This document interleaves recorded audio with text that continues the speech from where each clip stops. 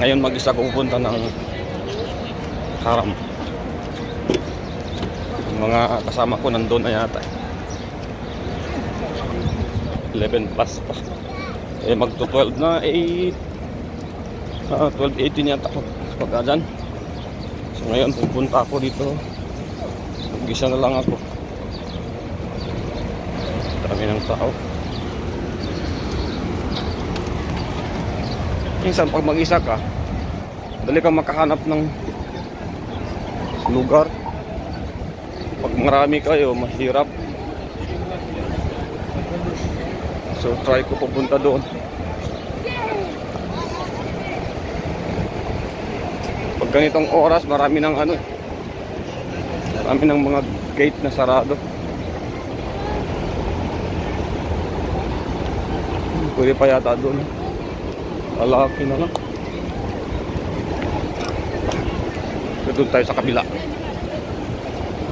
Dito ako kang sanayan sa yung sa harap talaga. Mga pasok. Ito yung Bindawood na building. Tapos ito yung clock tower. Yan. Ang clock tower. So dito tayo dadaan. Try natin dito.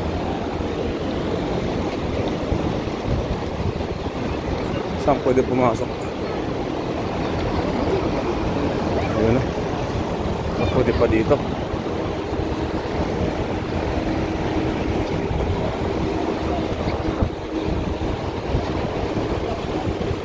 Kasi yung doon sa kabila, mga mag-uumrah, mag-tatawaf.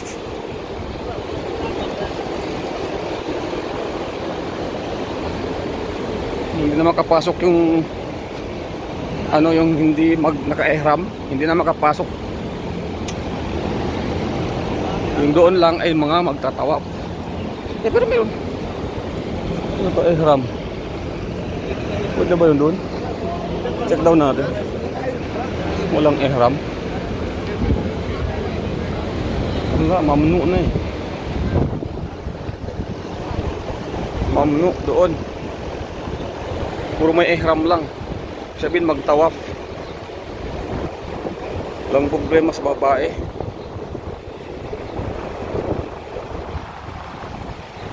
O hindi pwede. Bawal doon. Kita nyo yung pulis na yun.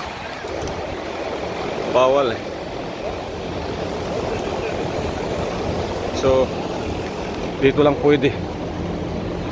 Now gate na Bab 84, number 84.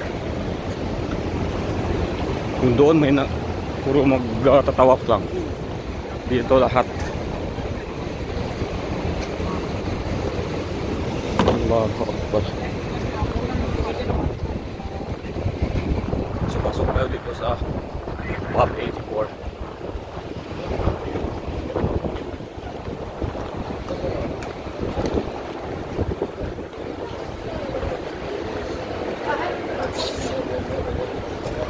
Dito pwede.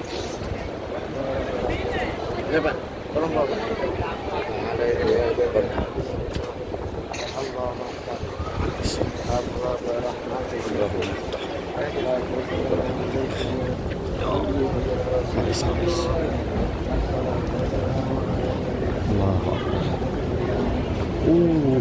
Sarado na.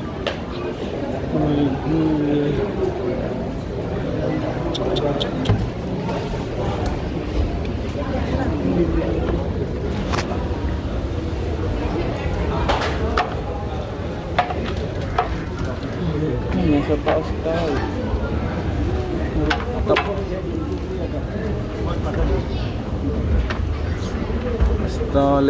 Basta late na. Wala, bagsak sa rooftop. Kailangan maaga pumunta dito. Di rooftop sa dito. Rooftop? Second. Second daw, second. Alhamdulillah, kasi mainit doon sa rooftop.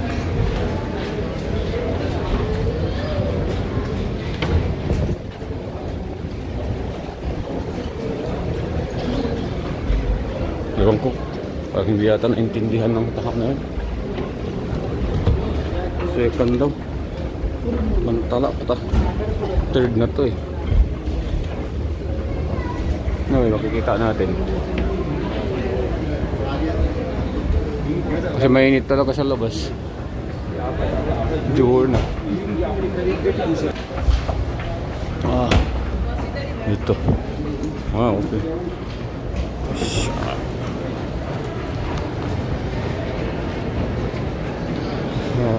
Okay. Parang dito ako kahapon. O kami.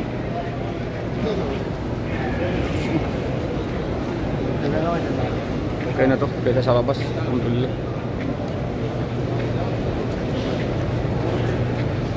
Ang dami ng tao.